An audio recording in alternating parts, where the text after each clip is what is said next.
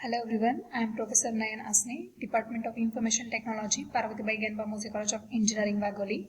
So in the last session we have seen the waterfall model and its advantages and disadvantages. So in this session we are going to see the second type of prescriptive model, that is the incremental model. Incremental model is divided into two categories. Again, the first is itself an incremental model and second is the rad model. So firstly let us start with the incremental model.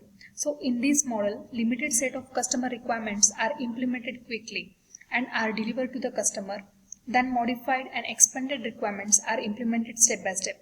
So overall, the functionality is split into the smaller modules and those modules are quickly developed and delivered. Each increment is passes through all over development cycle, means all the generic process activities. And initially for each increment, requirements are well defined initially. After which the increment is handed over to the customer. After the feedback, the next increment starts. So this process is continue until we get a whole product. Take the example of WhatsApp development. When the first WhatsApp was handed over to the customer, it was having some chat functionality. That was the first increment. It is handed over to the customer and the feedback was taken from the first. Then second comes with the status. Chat, then second was status. After the status development, again the WhatsApp was handed over to the users. Then again they have taken the feedback. Again the third increment starts. The third increment was of the calls, that video call and all the things. So likewise, the different versions or different increment of that WhatsApp came. Same whenever you are developing a software. By using the software in engineering approaches using the incremental model, the different increments are handed over to the customers. Each time the feedback is necessary. So very firstly, when the first increment is handed to the customer, that is basically the core product. So this is about the incremental model. We'll start with the second model, that is the RAD model. So in the RAD model, it is nothing but the rapid action development. This model is high speed adoption of the waterfall model.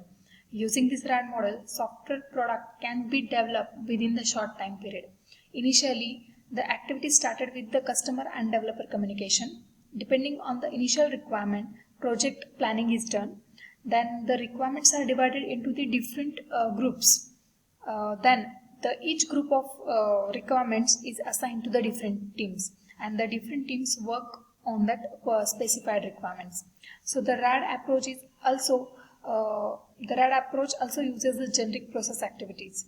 When the teams are ready with the final product, they combine the product, that is, they combine their final output of each and every team and integrate. Then the whole product is formed. So if we take the advantage and disadvantage of this model, the product can be developed in a short time period and it has increased the reusability of the component. Then it encourages the customer feedback. Then there is a quickly initial reviews are possible in this RAD model. But if you talk about the disadvantages, then the number of staff is required and there are the different teams to develop the different requirements, means set of requirements. Here we can see in the diagram that develop module 1. This team 1 will have the module 1 which will contain some part of the requirement. Then team 2 will have some requirements which will develop the module 2 and team 3, team 4 until the team N. So team N will have some sort of requirements and they will develop a module N. In this different stages, different teams follows the generic process activities, that is your communication analysis. Your communications happen and the requirement is gathering is happen in earlier stage. Whenever the requirements are distributed among the teams, then they will analyze, design, code and test, and then the overall these modules are combined to get a whole final product. So the number of different peoples are required for forming the teams. So that may one disadvantage. Then second can be all the teams must work equally with equal speed as they have parallelly working with each other. So they require the same speed to run their model. So the fourth is not appropriate when technical risk is high. This model is not appropriate when there is a high technical risk. If one model fails or the second model fails, then whole product can be failed. So wherever the technical risk is high, we cannot use this model there. And the sixth one, this model is generally used in the large system. When there is a big project, the RAD model can be used in a large system project. So now the next type of the prescriptive model is the evolutionary model, which again is divided into the three types. First is prototyping, second is spiral, and third is concurrent. So let us see one by one. The first is prototyping. In prototyping model, first I would like to give some introduction about the evolutionary model.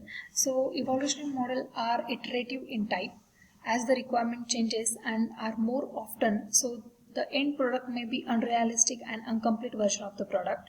So to overcome this problem, the evolutionary model are introduced, and then they have a three type. So let us start with this first type, that is a prototype paradigms. So ideally, prototype serves a mechanism for identifying the software requirement. This approach is often called as throwaway prototyping. By using this approach, a rough demonstration of the customer requirement is given. That is, prototype used in the demonstration is just a throwaway prototype. If working prototype is built, developer use some software tools if required. That is, you can take the example of the report generator. So this produces the working program quickly. This prototype can be served as a first system.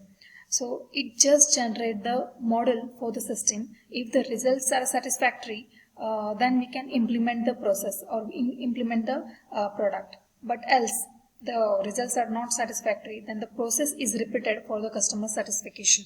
Firstly, whatever the requirements are there, it is taken from the customer. Then quick design is happen. They build a prototype and hand over to the customer. If the customer is satisfied, then they will go for the designing, coding, testing and maintenance. If the customer is not satisfied, again there are some refinements. So again it will go for the customer suggestion and refining the requirements. Again they will design the things quickly. Then again build the prototype. Again the customer is involved into that prototype, and if the suggestions are not done, then again it will go for the design, coding, testing and maintenance. But if the suggestions are there, then again it will iterate itself. So this is the prototyping paradigms. Basically, take the example of your user manual for each and every subject. So whenever you are going to develop a program, firstly you are having a user manual. The prototyping paradigms acts as a user manual only.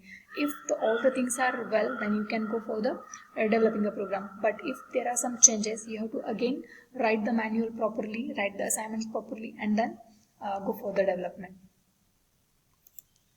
So the next one is the spiral model.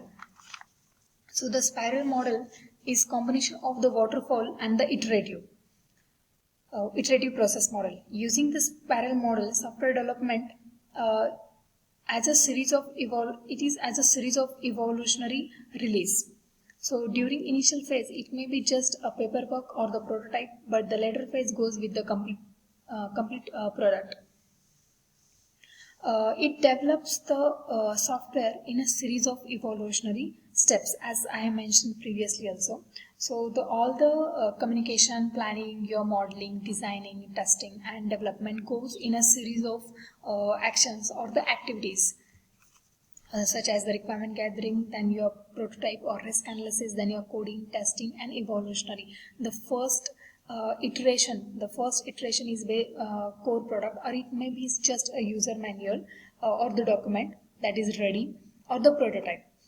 Then the second iteration will be some specific requirements which are stated earlier by the customers.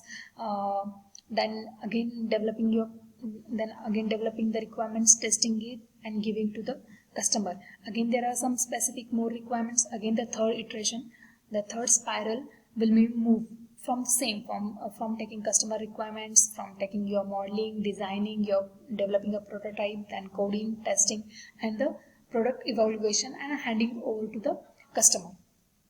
So the spiral model is divided into a set of framework activities as mentioned here.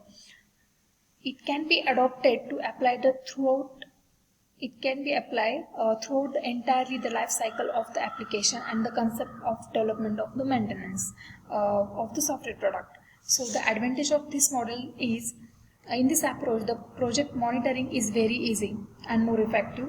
It reduces the risk factor suitable for the high risk project. Then project estimation is more realistic.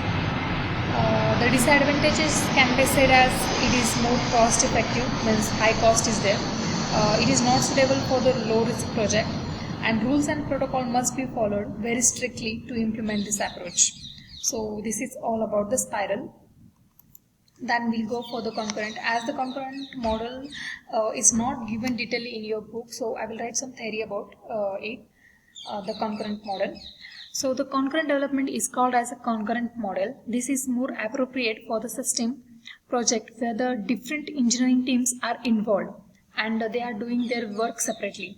So instead of considering the activities, actions and the task as a sequence of the event, it defines the network of the activities, means one state to another, moving from or the transition from one stage to another without going the sequentially, means after the communication modeling, then designing, then your development, then your testing and then deployment. So without going sequentially, it will go by the network activity by changing its states one state from the another. In concurrent process model, activities transit from one state to another, and this model is used in all the types of software development and provides the clear idea about the current state of project. So the advantage of this system is it gets the clear idea about where the project is, means the current state of project. Then it is easy to use and understand. Then it is flexible approach. Then we can get the immediate feedback from the customer.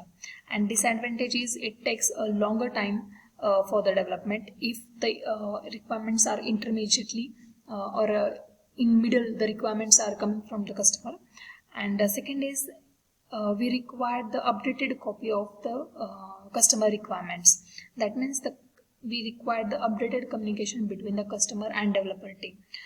You can say just like the software process life cycle. When the process comes, if the requirements are requested by the process, it goes to the waiting state, and other process gets into the life cycle, or other process comes into the picture. Same as the concurrent process, number of different phases runs concurrently, means there is no sequence one after another. It just form the network. As the diagram, we can see the diagram. Likewise, if the process is inactive or if the activity is inactive, it will generate the requirements from the customer and comes under the development. If there is another changes, it will go to the waiting state. Then if the modeling activity is in waiting state, then the communication activity is in progress. So likewise, there is a network of the activity. Without going sequentially, they will just flow with the network. So this is about the concurrent process model. So in this session we have seen the incremental models, the type of incremental model. There are two types, that is the incremental and the RAD. Then we have seen the evolutionary model, prototyping, spiral and the concurrent. So this session will include this part of this syllabus, means the prescriptive model. In the next session we will start with the specialized process model. So hope you have understand this session. If you have any queries, you can comment in a comment box or in a Zoom session. So thank you.